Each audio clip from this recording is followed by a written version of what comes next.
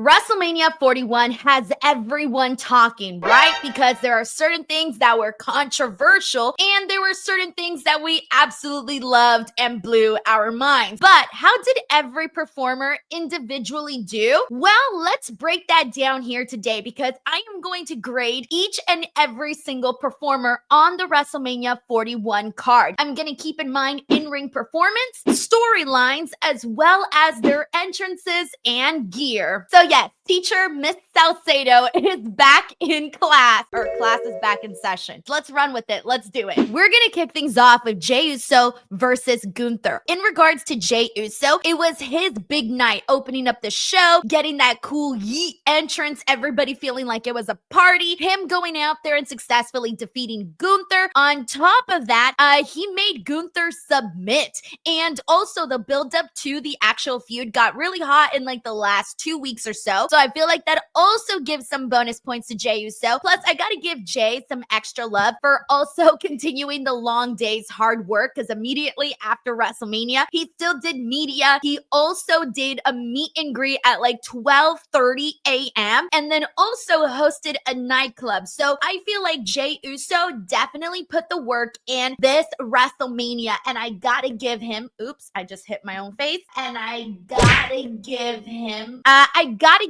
Jey Uso an A+ because this was probably one of his biggest moments ever. Now, in regards to Gunther I have seen far better from in terms of matches and whatnot, so it didn't necessarily rock my boat too much. And then in regards to the entrance, it was pretty much just Gunther's entrance that he kind of always gets, so nothing too crazy on that end. And then again, the feud was good, so because I have seen better performances from Gunther, I'm going to give Gunther a B. Sorry, Gunther. By the way, Gunther's also getting bonus points for having choked out Pat McAfee at Raw After Mania. So I should include Raw After Mania. I'm including Raw After Mania. So with that first report card, you're probably thinking, oh, Denise is one of those nice teachers. Well, I'm sorry. I'm gonna have to get a little bit more nasty right now. Our next match is the New Day versus War Raiders. Unfortunately, this match did not hit. It was not a WrestleMania caliber match. The build up to this actual matchup, also there really wasn't anything, like it was just pretty much thrown together. The New Day wanted a WrestleMania match. They got the WrestleMania match. Yes, it was cool to see the New Day get the titles, sure, but I just don't feel like this did anything for me whatsoever. I wasn't impressed. Cue the Shania Twain song. This did not impress me much. Unfortunately, I have to give both teams an F. Alrighty, next up we have the women's match, Jade versus Naomi. Now, with this one here, I absolutely loved the work that Naomi did heading into it. She's completely just changed everything about herself, and she is such a great heel. Like, she's got me invested. The storyline with her throwing Jade through the windshield, I thought all of that was really good. Now, as for the entrances, they both had very nice gear. It's probably the gear that's going to give them the most points in this grading system, and I also thought the match was fine. I think that this was probably Jade Cargill's best match in WWE, her best singles match of her career that I've seen. So I have seen Naomi in better matches, but I don't want to say that this one was far behind some of the better ones that I've seen. So the only thing that is going against them is that it also wasn't a WrestleMania match standout, and unfortunately it was on a night, on a show that really nothing hit. So I feel like the match, while it was good for them, it was not a WrestleMania caliber match. So that will dock a couple of points away from them, but here is the grade that I'm giving each performer. So I'm giving Jade Cargill a B+ and Naomi an A, and the reason why Naomi is getting more is again because of the character work that she is doing. Because of that, it carried just a little bit more weight. So that's the grade for these performers. All right, next up for the United States Championship, we got LA Knight and Jacob Fatu. Both of these guys had cool WrestleMania entrances. Jacob Fatu coming out with that mask, LA Knight coming out with the car. All really good stuff, I would say. The match, again, it was a good performance. It was a strong SmackDown main event match. It wasn't a WrestleMania match either, but still not bad, not too shabby. Jacob Fatu winning the title was really, really fun. I have been more impressed by other Jacob Fatu matches, so that will kind of dock a little bit away from it. Sorry, AI husband. But let's go ahead and give these grades out. I'm giving LA Knight a C+, only because even just like the build up to this, it really was just the attack to Jacob Fatu that I thought was probably the most interesting heading into it. So sadly, I think had they not taken LA Knight's United States Championship and given it to Shinsuke Nakamura, I would have given more love on that end. And then with Jacob Fatu, again, he didn't get an A for me, only because I have seen better performances from Fatu. And next up, we have an impromptu match. And by that, I mean that El Grande Americano's original opponent, Rey Mysterio, was unfortunately injured on SmackDown. So Rey Fenix filled in for Rey Mysterio. So congratulations to Rey Fenix. I interviewed him at the Hall of Fame red carpet, and it was so funny because I had said, like, you know, we were talking about his brother, Penta, getting a WrestleMania match. And somewhere in there, I'm like, oh, I can't wait till you someday get your WrestleMania match. And he agreed, right? Obviously, me not realizing, hey, and I don't know when Rey Fenix found out, but clearly not realizing that only a couple hours later, he would be on the WrestleMania card, which is just insane. So clearly, I can't really judge Rey Fenix on like entrances or build up or anything like that because he just got to the company. He didn't have time to come up with, you know, a super elaborate WrestleMania entrance.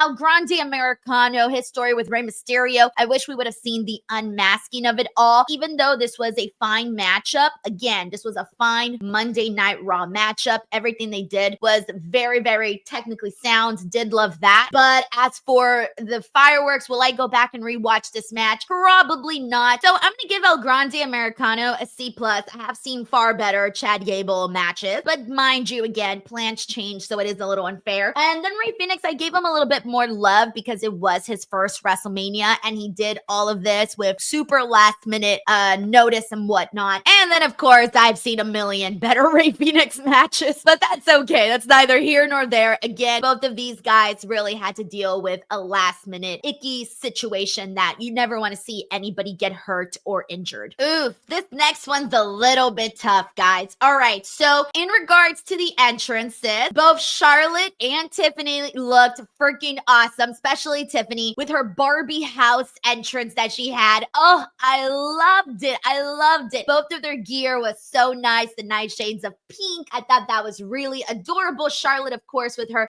immaculate robe. So they absolutely killed it on the entrances completely. But with that being said, the matchup just wasn't that great. It was a terrible finish that came out of nowhere. Charlotte dominated most of the match. Poor Tiffany wasn't really able to shine in this at all. We've seen stronger Charlotte Flair WrestleMania matches, but also extra kudos to Tiffany Stratton because this was her first WrestleMania. Clearly a high pressure situation. And so, dang, of course, their feud, ooh boy, with it getting so personal. Now, as for their feud, because it got so personal, because it got heated, because of the off the script stuff, also got to give them some more love. Tiffany did come out with, you know, all of these bruises and cuts on her face. It got rough in there, guys. It really did. So this one's really tough to judge here. All right, so here's my grading for this one. I got to give Charlotte a C because, again, she's had a million better WrestleMania performances. I'm giving Tiffany a little extra love only because it was her first WrestleMania, and then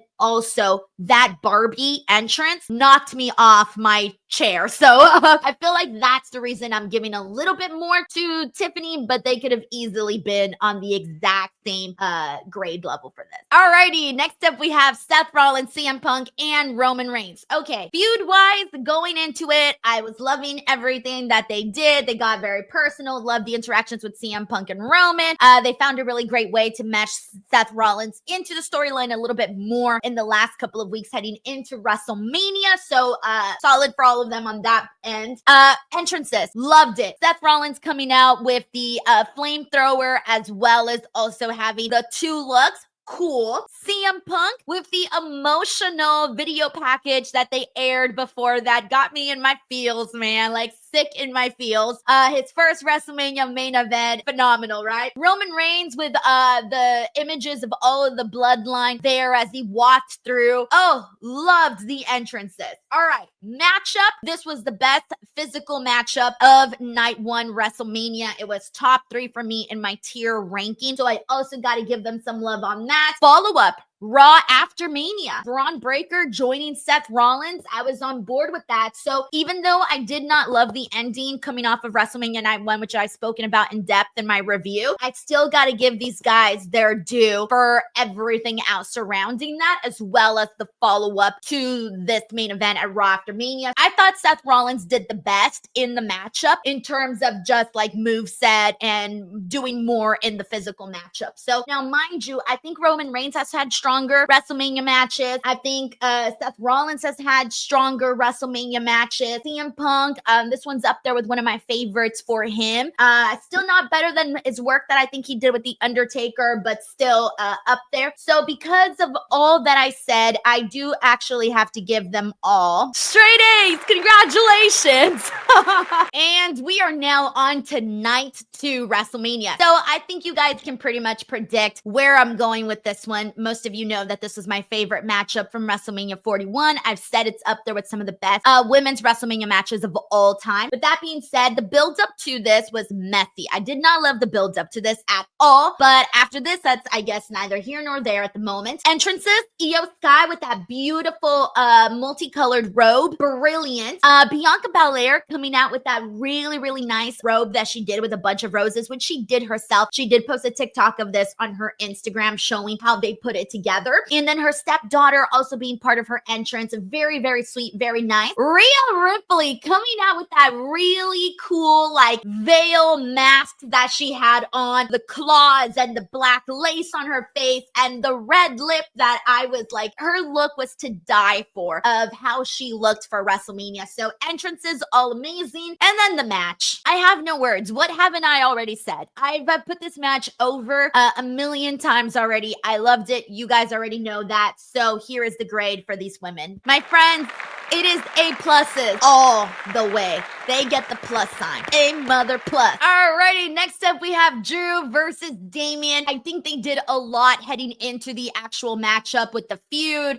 Drew being put through the windshield glass. The promos, I did love the promos. So I thought they did a decent job of building this matchup. I love the finish. I bragged about how cool I thought it was what they did. The entrances, they were great. Drew McIntyre coming out with that Doom look. It was great. Damian Priest and having Kerry King of Slayer as part of that. I thought that was really cool. He told me how that came about and it just sounded like he was having the best time of his life. I think had they had a little bit more time, we would have definitely been able to see an even better matchup. So I'm going to go ahead and give both of them a B+. Alrighty, next up we have the men's fatal 4-way match with Dominik, Mysterio, Bron Breakker, Finn Balor, and Penta, with Bron defending his Intercontinental Championship and Dominik Mysterio winning that gold. This was my second favorite matchup of WrestleMania 41. Loved how everyone looked in this, primarily because of the matches and the moment. Also, the follow-up, by the way, to Bron Breakker joining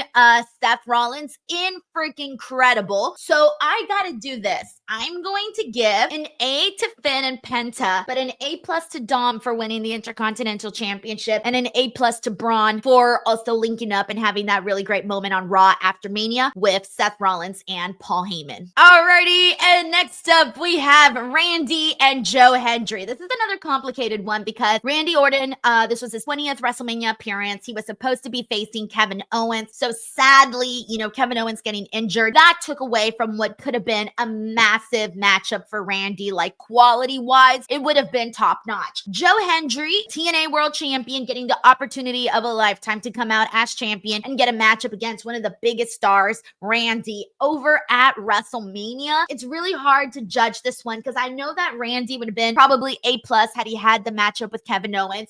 This matchup was 3 minutes, so really I can't say like, oh, this match was A+ or anything like that. Again, super last minute, really cool moments. I love the aftermath of it. Randy hitting Joe with the RKO and doing the pose. That was a WrestleMania moment. So this one is a little harder to rank, honestly. So it's kind of complicated, but I gotta give Grande a C+, because again, he's had a million more better WrestleMania matches, but we know the circumstances, so they made do with what they did.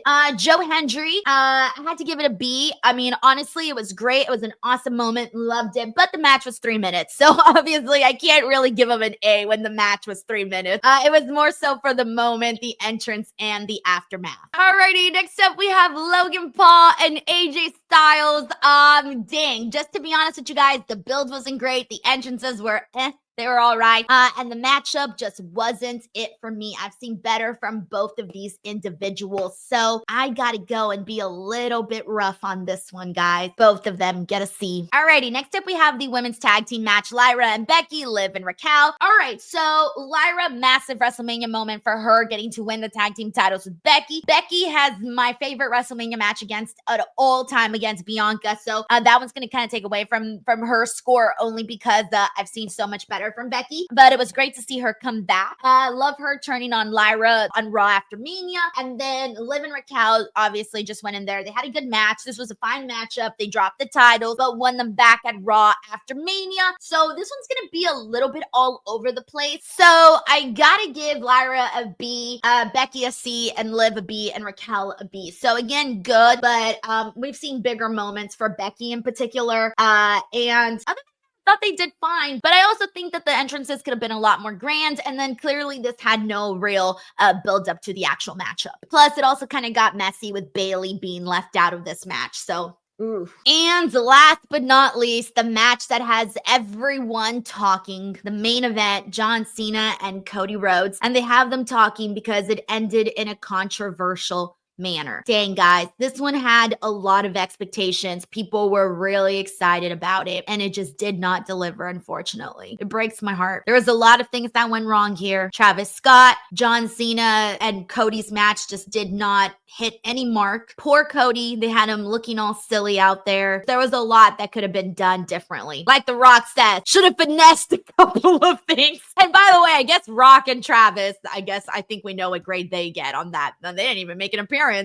Well, Rock didn't make an appearance. Travis shouldn't have made an appearance. By the way, I should rate Travis too. Hey, he's in here, man. For sure. He gets like F. F, F, F. Is F plus a thing? I'm not sure if F plus is a thing, but I'm putting it in there. I'm sorry. Absolutely. All right, well, there you have it. That was my grading video, the first one I've ever done. So if you would like to see more like this, please let me know in the comment section below, as well as, hey, give your grades as well to what you guys thought. Storylines, matches, entrances, all of it that goes into WrestleMania. And that's about it for me here today. If you did enjoy this video, I suggest you check out this one right here, because this is the video that YouTube thinks you're gonna like the most based off of the videos you've already seen. And if you enjoyed my work, if you enjoyed my video and you want to check out more daily pro wrestling content, you can go ahead and subscribe right over here. Catch you guys on the next one. Bye, everyone.